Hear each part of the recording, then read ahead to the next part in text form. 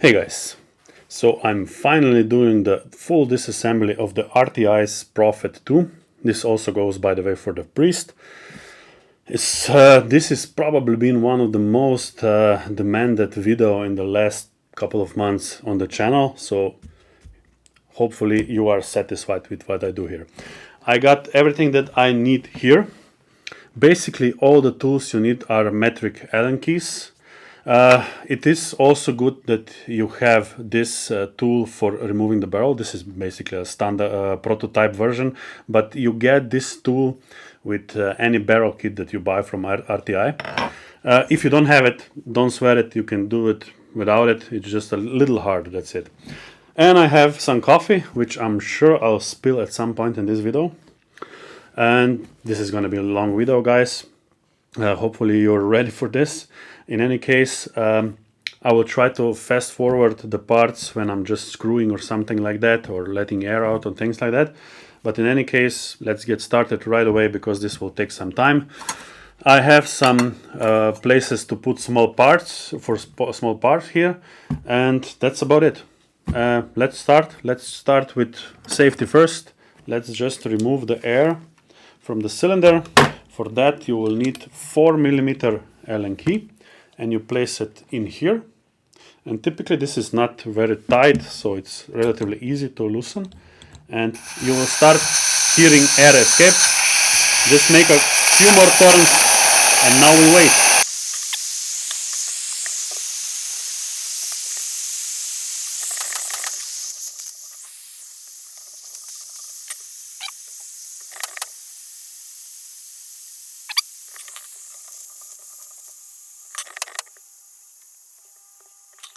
Okay, I believe we can continue with this assembly. It will take a few more minutes for the air to fully escape, but we can continue right away because we are not yet removing the parts that are under pressure. First, I will remove the scope. I haven't had it really tightened because I just loosened up before, but in any case, it's not part of the gun anyway. We can now remove the suppressor, the hush suppressor. I have the aluminum version, I also have the carbon version on the other gun. So by now we can start removing the barrel, and we'll do this with the same 4mm Allen key. Fully unscrew the screw on the top, and then we will remove the front cap of the shroud. We will use for this 2.5mm Allen key, and just put it through the hole, which recently all the RTI products got, because this one has to be tightened more than the suppressor in order not to remove it with this part when you remove the suppressor. So let's put this down. Now we are at the barrel, and now we will put the tool on the barrel. If you didn't have this tool, all you will need to do is turn the gun like this and have like something soft like wood, and then just slightly tap, and the barrel would start to move towards the forward, towards the front of the shroud, and at some point fell out. But since we have the tool, we will use the tool. So this is their RPB barrel and new design of the transfer port, which is massive in terms of airflow. And the front side, of course, is threaded, and there is a really tiny thread that this aluminum part is put on, and has a thread for the tool. We will put the barrel here, so it's not on the way. And now we are almost out, so we will just remove the bottle by simply unthreading it, but we will also have, in my case, remove the bipod because it's in the way of the gauges when we are rotating. So just rotate it anti-clockwise, of course. We might hear some air escaping at the end. Oh no, it's quite empty. Okay. So bottle off. Of course, this is the performance version, meaning that it has external adjustable regulator and a carbon bottle. On the regular version you have aluminum and fixed regulator. let's put the bipod on back, so we have for a couple of more minutes still support in order to easier show you what I'm doing. The air is still leaking from this bottle, but it doesn't matter to us because this part that we're working on is empty. Right now it's actually up to us when where we want to continue, but since we are going to disassemble everything that's possible, we will just remove the Picatinny rail first. This one is usually quite well tightened, so make sure you have good quality Allen keys. By the way, this is 2.5 millimeters still, if I'm not mistaken. Yep. So fully unthread both screws. We can put them here, and we have the Picatinny rail off. I'll put it here. Okay, now we can continue with shroud. Before you remove the shroud, you need to know that there are 6 screws that are holding in place in the shroud in this front piece. There are actually 2 on each side. Those are these 2, and there are actually 2 from the top. And on the top, I believe they are smaller. They are 2 millimeters. Yeah, but this as a key is not really good, so I'm using this one to untighten those 2. You don't have to fully remove those, you can only untighten them and put, let's say, about 2 revolutions out, so they are not on the way. Do this on both sides. So again, 2 millimeter Allen keys on top, and from both sides are 2.5. And by now it is possible to unthread the shroud out. The thread is here, which is on the back block, on the main block. And let's try to do this. Okay. So you see that we are unthreading here. Now that we are fully out, we can just pull it out. And we have the shroud. Let's put it here as well. At some point I will probably have to start putting things on the ground. So okay, we don't have any more connection between the front and the back other than the side plates and the connection hose connection that is made for the high pressure from the regulator to the plenum, which is on the back here. Right now we can also start removing those plates off. So let's put it off bipod and put it like this. And we will remove those plates on both sides. So for this we will need, I believe, 2 millimeter again. Again, mine is busted, this one, so I'm using this one on the screwdriver. So this is again Allen key 2 millimeter.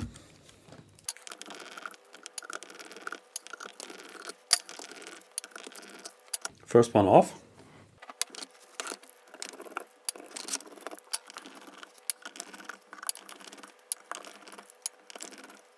Second one off.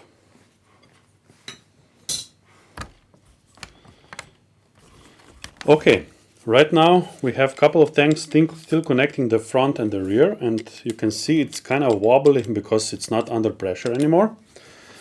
So basically we will remove the remaining parts that are combining those two parts, so the front and the rear. One of them is the trigger mechanism, and in order to do so we must remove the lever, not the full lever, but the joint between the lever and this rod that is then cycling the gun. And for that is probably the only reason where we will need actually a flat screwdriver. And I don't have the flat one here, but I have here the next best thing, which is the insert for the flat one. So this one. Use appropriate size so you don't damage the screw too much. So I will show you the screw here. So this one, the flat one, is here. And we have to fully remove this one. It's really tightened well. No thread lock or anything like that, just really tightened. Okay, removing this screw. And now there is no connection between this biathlon side lever and this repeating rod, you see? There's no connection anymore. And now I can actually, there is, so this rod is made out of 2 pieces. Now I can unthread it. This is something when you will have to adjust next time you put the gun together. So right now I can remove this part, which is connecting the lever and the rod, by rotating it and just taking it off. So this was connected to the rod and then to the lever. So now we can unthread it. Okay, as you can see, it's not joined together anymore. You can put it slightly forward, and you can see we have freed up this repeater here. This is actually also something we can unthread here, but we might not do this because it's tightened, and for that we do need pliers if we want to remove that. I will show this later. In any case, right now we are at a point when we can remove the trigger, and to do this, all you do is pull this off. The spring will fly slightly forward, but it has nowhere to go, so that's okay. At some point we will also remove the trigger here. The trigger is connected here. So basically there is a pin, and this is only spring loaded, so all we need to do is pull it down, but we will do this later on. Right now we will unthread this pin fully out. This rod, I should say, that is for the trigger. So fully unthreaded out, and right now we have to watch that the spring doesn't fall off this side, because there is nothing to hold it there anymore. Okay, so all that is now left is this connecting hose, which is for the high pressure, and considering that it rotates slightly means that there is no pressure inside. And of course we drained the gun before, so we know that we can do this now. This can sometimes also start to unthread here or here, usually on the back side, because the front side is typically tightened in, but the back side needs to be adjusted to have a parallel adjustment of the front and the rear. So we are now fully out, and this is where we get to the magic of the pressure assisted valve. Okay, so let's put this aside a little bit and go to the pressure assisted valve so you can see it, how it looks. Okay, I took out the full assembly of the pressure assisted valve. So the pressure assisted valve is made out of the valve itself, which has a really tiny hole here inside, and it's partly metal and partly plastic. High power plastic, like I think it's PEEK or something like that. And this hole that goes through this stem goes right to the back here and into this chamber. And there is an O-ring inside here. So inside here, there's this O-ring you can take out if it needs to be replaced. Typically that doesn't wear out that fast. And there is a spring inside that is basically the return spring. So basically this is running here inside like this. When you open the valve, you actually doing this, and when there is high pressure on this side, in this chamber inside, so in this chamber that is in here, it's actually atmospheric pressure because of that hole that is venting through the transfer port. So that's why you can deduct this amount of pressure being pressed to close the valve. So it's really easy to open. And once it's open, then through this small hole, because of course the transfer port fills up back with high pressure to propel the pellet or slug, it actually the pressure goes back inside of this chamber, so it really fast with high speed closes this valve. So that's the operation of the valve. In any case, we will put this valve now aside. Let's get back to the front and finish with the front. Now that we remove this part, we can also remove this connecting lever that is for the cocking the gun. So basically for all the operation for the cocking of the hammer, as well as repeating of the pellet probe. And once we do this, we see that it has sort of a groove here. So groove along the length, and then another hole here, and that is their new way of having the lever lock in front and having some friction in the back so it stays in position. And if you look at this, so there is a groove here and a longer groove here. And if you look inside here, there is actually a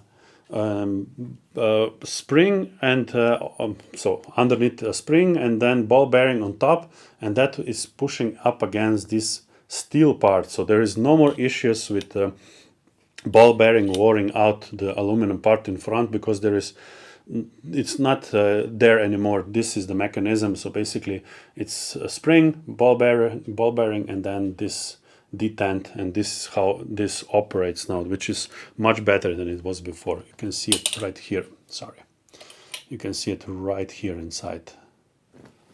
Okay, so I want to remove this hose now, and I did not manage to do this with these pliers. This is really tight inside, so I will have to damage this slightly and use these pliers hopefully to get it out.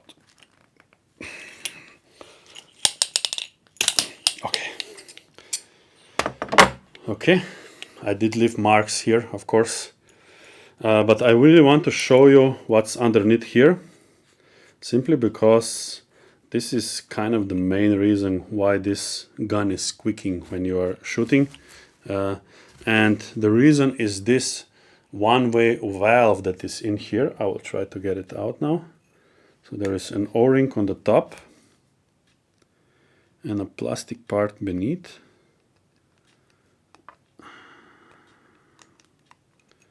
Okay, so O-ring and this plastic part and a spring inside, and that's it. Now everything is empty. In my opinion, I am putting this out in most of my guns, because that usually saves the squeaking sound.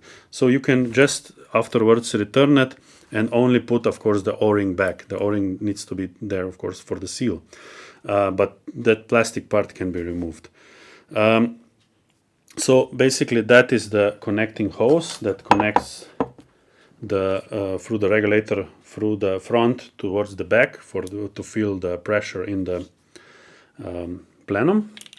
And now we can go on and we can remove the lever itself. There is a very small screw here, and that is a flat screwdriver which we will unscrew to get the pivoting axis out for this cocking lever. So this really short screw, and once we get it out, hopefully it will go out. Yeah, okay. So that is the screw that was in this hole here, and we will put it here. And now nothing is holding back this cocking lever. Something we will not remove, but I can tell you how it is. If you remove this end rubber on both sides, there is actually a screw inside, and if you unscrew it, you will actually get this part off, and on the other side this one. So you can have only one side if you prefer, for example. Okay. So this is disassembled to a point where we can take off the grip. And for that, we just pull this out, as I've shown you. And inside, I believe, is a 6mm Allen key screw. Let's try it. Yep, it's 6mm. And we will unthread that. When you do this, pay attention. There is a spring and a ball inside that is for the safety. So I'm taking off this very gently. Okay, we are still okay. Okay, they changed this. Okay, right now, this used to be held in place just by this pistol grip, but right now there is a screw here. So over here, very small screw that holds in place a spring beneath, and then ball bearing for this safety mechanism to have snapping points. And we will remove this screw as well. It's probably 2mm, yeah, 2mm Allen key. Unthreading it. Okay, we got it out. Set it aside. And underneath it's a spring. Let me see if I can get it out. Okay, I got both. Ball bearing and a very small spring. Put it inside. Okay.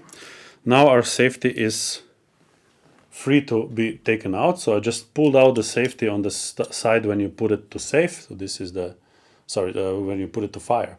So I just pull it out on the big side or on the left side of the gun. Okay, now we're at a point where we can remove the trigger. And the trigger has a really small screw inside in the front where you're actually pressing it. So hopefully you can see this inside the blade. For that we will need an Allen key that is curved, so not a screwdriver like this. I believe it's also 2 mm. Let's check. It looks to be 2 mm, yeah.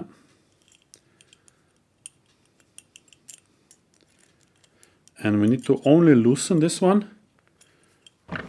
Okay, back with a different set of Allen keys. Hopefully this one is in better state. So again, 2 mm. Yeah, that's 2.5. That's one. This one is 2.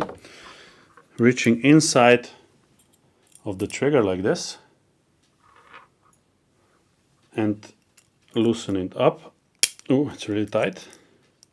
By the way, this one is also used for adjusting the first stage of the trigger. And once we loosen it up, we don't have to fully take it out. We can actually pull the axis of the trigger out like this. So this is the axis, and the trigger will also fall out now. The trigger blade, I should say. Okay, let's put it aside. Okay, so all you need to do is use your fingers and just pull on one side and take it off its axis like this. So this has basically it's a spring and it goes apart like this. You have separated these two parts, and right now this is completely empty. The only thing is left now is the ball bearing, which is we will leave inside. Let's remove this. As you can see, I made some space around because it's getting too crowded already. Okay, now we are at the rear, so at the body, the rear body, whatever you might call it.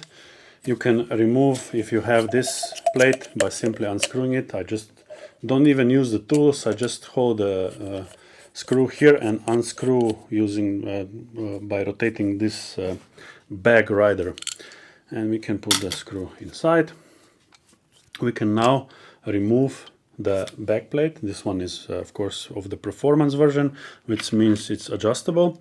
We will need a 2.5 millimeter Allen key to remove those 4 screws.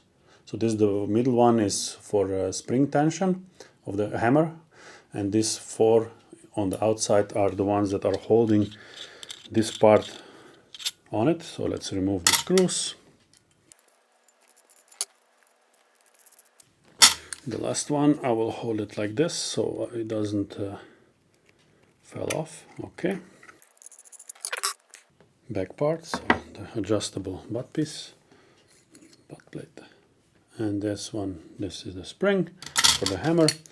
And the hammer should also be able to fall out now. It might resist a little bit. So I have a spacer inside, by the way. This is not in all the guns. It's not the latest version, because I typically get those guns in the, let's say, finished prototype state and not in the fully end state. By the way, the reason why the hammer doesn't just fall out, because it's still under some spring tension from the trigger. So I just use a Allen key to pull it out. And this is the old version. I believe the new version has the elongated holes in order to make it lighter, because this is a pressure assisted system and this hammer is actually extremely light.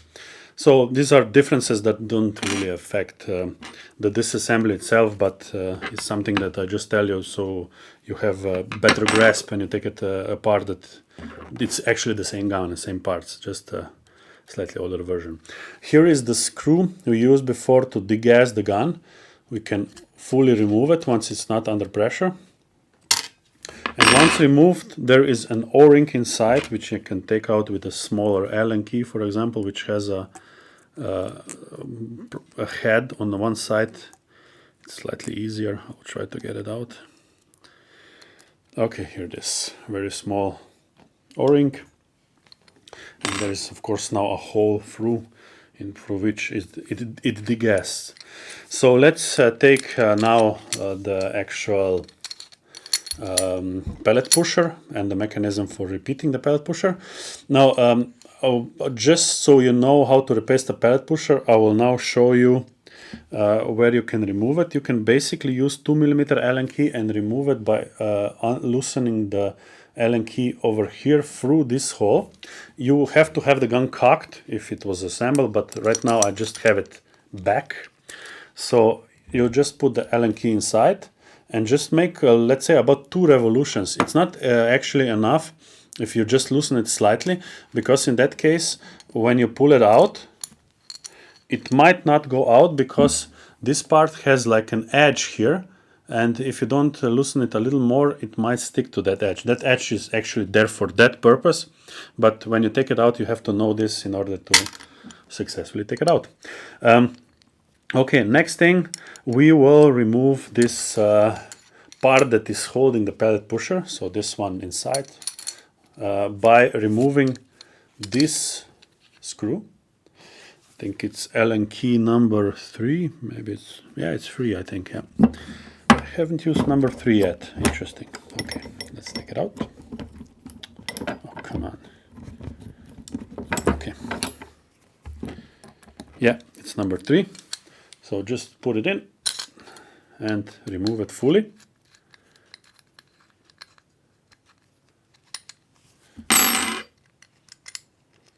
Okay, we have the screw.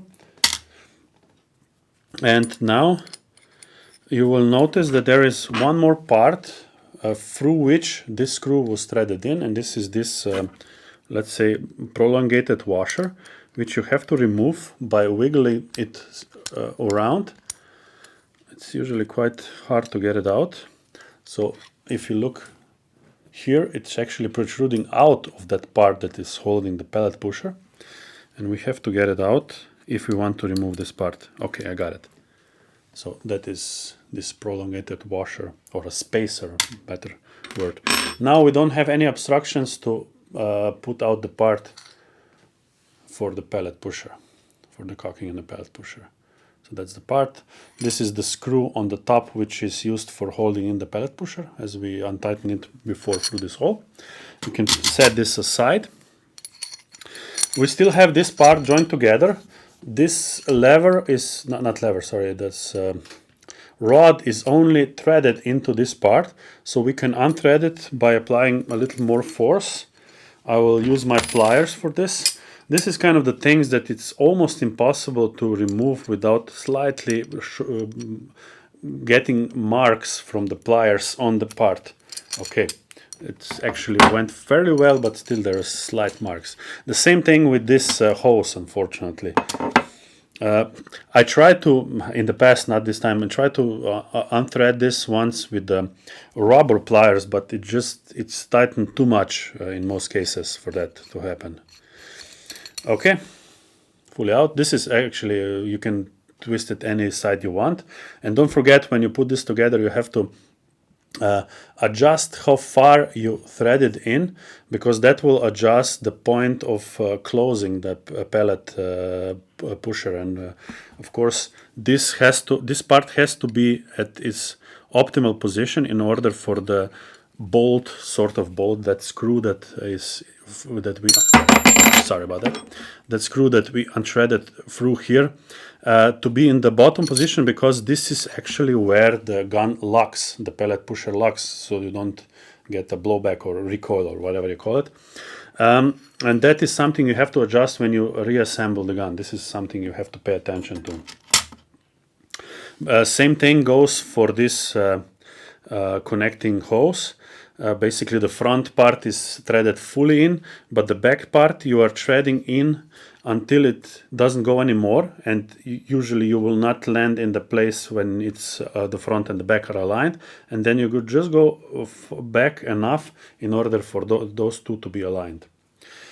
I will give some tips on reassembly in the end. We will not do the reassembly because then the video will be way too long, but a couple of tips are important. So let's put this part away. So this one is for controlling the part that holds the pellet pusher. By now we are almost empty here. The only thing we can remove now from this part, and from any part for that matter, is we can remove those caps. Those caps are made of steel, and I believe 6mm Allen key fits inside. No, it's actually bigger. Sorry, this 6, but I haven't taken the 6 out yet. We were using 5 before. So it fits here, and you can just unthread it. This is probably quite well tightened. So. Okay. We will just do one, okay? The second one is completely the same. So this is the cap that in here we have the plenum for pressure, as well as in the below one. You can unthread this one and put in the additional chamber for the enlarged plenum if you require this, but this gun already has so much air in the plenum, it's just ridiculous. So you don't need it even for 30 caliber. So this one is the same. The last thing is the trigger. I think that's the last one. Yep. So the trigger has 2 screws to be removed in order to fully take it out. One is accessible through this hole down, and the second one is right here. So because there are 2 parts, 2 pivot points for the trigger left, and I believe they are both 2mm. Let's check. No, sorry. There are Allen key, flat screwdriver. Okay, I have it. So we have to go through this hole inside, and you can see that there is a cutout here, so you can see what you're doing, and then hit the flat screw and just unscrew it. Hopefully it's not tightened too much. No, it's not. It's just the right amount. So you can see that the screw is starting to protrude out, and I already have it fully out. So that's the screw. Flat head, slight distance of threads, and then a straight surface for the actual pivoting point. I will leave this one here so I don't mix it up. By now the rear part, which is engaging the hammer, is already possible to remove it. And be careful because there is a very small spring inside here on the back. Just leave it in for now. And front part is the same thing, only the screw is easier to access here. So just put the Allen key, the flat key here, and let's unscrew it. Same type of screw for the pivoting point, and I'm holding the trigger in just so I don't lose the spring. And now I will just do like this. So right now the body is completely empty, and we have the back side of the, so this is basically the sear of the trigger, and we also have one spring here, see, and we have a couple of screws in here. One is for setting the length of pull for the second stage, and this one on the spring side is for the weight of the second stage. Right now we have disassembled everything. I haven't put this one out, but it's the same as this one. So everything is disassembled. There is nothing more to do. When it comes to reassembling, there is one thing to pay attention to. And maybe you can let me know in the comments below if it's necessary for me to make a full reassembly video. I think that would be even longer, so I don't know if it makes sense. And in any case, everything goes back from end of this video towards the start of this video. So one thing is important. Let me just get the things that we need that I show you this. So since we have 2 parts of the whole gun assembly, if we take out the barrel, shroud and things like that, we need to set the correct distance between those 2 parts. And typically, in most guns that I have disassembled and reassembled, the way to do this, the way to have correct distance, is just simply to first thread this part fully back in. By the way, you can know which part goes to the front and which to the rear, because the front part doesn't have an O-ring around here. It actually has it inside, and the rear side has it on at the end of the threads.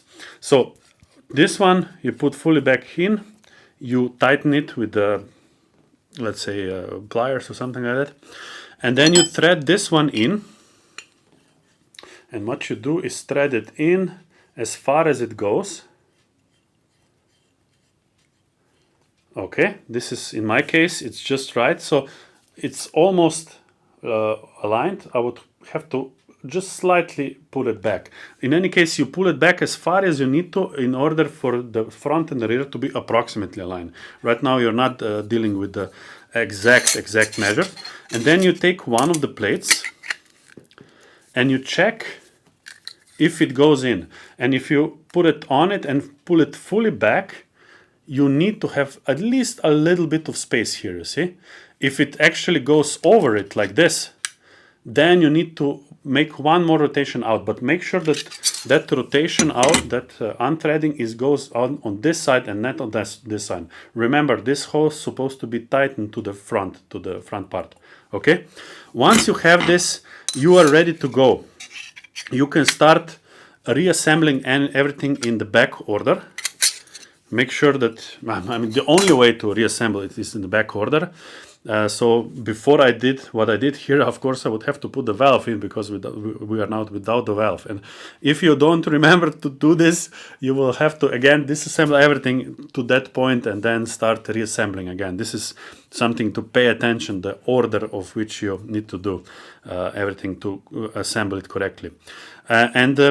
This is the first part, and the second part that is really important when you're reassembling is actually the adjustment of the cocking mechanism. So basically, as you remember, we have this part and this part here. So let's put it like this. So this part has a detent out, and this goes into this groove, bottom groove, like this. And when you put it in, of course, you will put this part in and fully thread it and tighten it and everything. I will not do this now. And when you are then reassembling and putting this part together, so this part, by the way, I'm already too late now to put this part in. I should do this before I close it with this connecting hose. When you put this part in, you have to adjust this part in order to get correct position of this part when the cocking lever is closed. So when you are closed, you have to have it just with a slight gap here, but otherwise fully forward. So it cannot be like this, because this of course controls how far the pellet pusher not only goes, but that the pellet pusher actually locks to this groove here with that screw that we removed before. So these are the kind of the things that you have to readjust each time you are taking this gun apart. This is kind of annoying, but that's how the gun is designed, and there is just no way around it. That's the only thing. So by this, we have fully disassembled and explained everything, in my opinion, that needs to be explained. Maybe a little too much in some case. In any case, post a question if you have down. And if you really want me to do the reassembly video, let me know, and maybe I'll do it at some time. Thanks for watching, guys. Hope you enjoyed the video. Hope this is helpful for you, and see you in the next video.